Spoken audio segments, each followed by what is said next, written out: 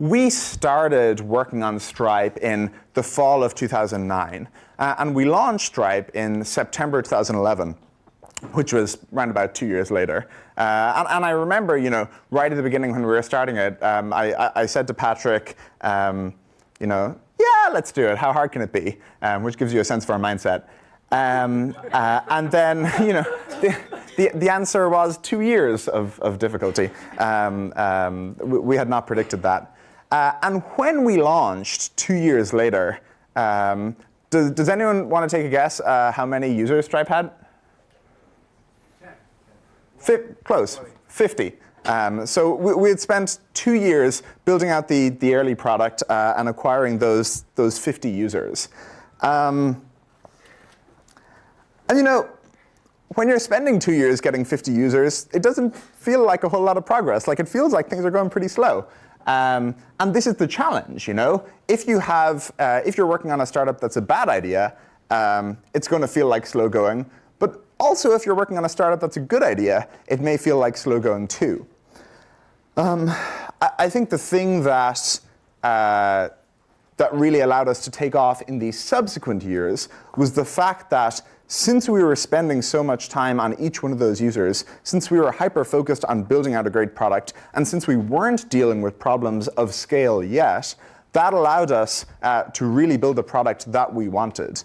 One of the cultures that set in really early on was taking almost abnormally good care of those early users. And so I think someone wrote a blog post about this, but we set up the Stripe API to email us anytime someone ran into a bug. So when you run into a bug on any site and it shows the error message or something, in that case, on the Stripe, it would email us and occasionally phone call us.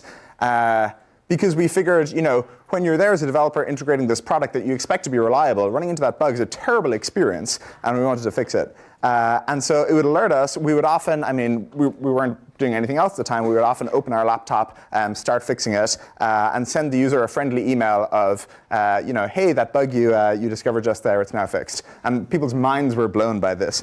Sometimes they even found it a bit creepy. We set up a campfire room that any of our customers could come into at really any hour of the day or night. We even, if people were based in the Bay Area, we would let them come by the office and we would just sit over their shoulder and help them integrate Stripe. We had in the bottom right of the Stripe dashboard a little prompt that would change on every page load. It would say, the thing you guys should improve here, or a feature I really want is, or the worst thing about this page is, and people would fill it out and hit enter. And again, because there were so few users, we would reply within 10 minutes. People would find it a little odd.